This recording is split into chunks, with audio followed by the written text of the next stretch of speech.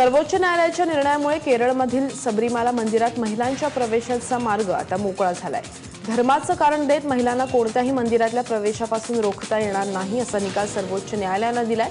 सरन्यायाधीश दीपक मिश्रा यांच्यासह 4 जणांच्या खंडपीठाने हा निर्णय दिलाय।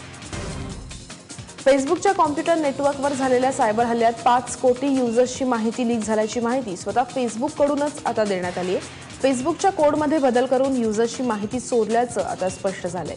फेसबुककडून त्वरित याची माहिती अमेरिकेतल्या सायबर प्रशासनाला देण्यात आली आणि दरम्यान या सायबर हल्ला हा कुणाकडून करण्यात आला याची माहिती अद्याप फेसबुकला कळलेली नाही। याचा तपास सुरू असल्याचं फेसबुक प्रशासनाकडून सांगण्यात आलंय।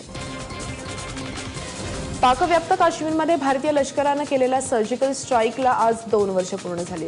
29 सप्टेंबर 2016 रोजी भारतीय लष्कराने पाकिस्तानमधील दहशतवाद्यांच्या जागा उद्ध्वस्त केल्या होत्या आणि याच पार्श्वभूमीवर केंद्र सरकारकडून पराक्रम पर्वाचं आयोजन करण्यात आलंय। कालपासून या कार्यक्रमांना सुरुवात झाली आहे। काल पंतप्रधान नरेंद्र मोदींच्या हस्ते जोधपूरमध्ये एका प्रदर्शनाचं उद्घाटन सुद्धा करण्यात आलं। पेट्रोल आणि डिझेलच्या दरात होणारी वाढ काही थांबताना दिसत नाही। पेट्रोलच्या दरात 18 पैशांची वाढ आज पुन्हा झाली आहे तर डिझेल 21 पैशांनी महागले। राज्यभरातल्या अनेक शहरात यापूर्वीच पेट्रोलने 90 ओलांडली तर डिझेलचे दर सुद्धा आता 80 रुपयांपेक्षा जास्त झालेत। मुंबईत आज पेट्रोलचा दर 90 रुपये 75 पैसे तर डिझेलचा दर 79 रुपये 21 पैसे इतका आहे।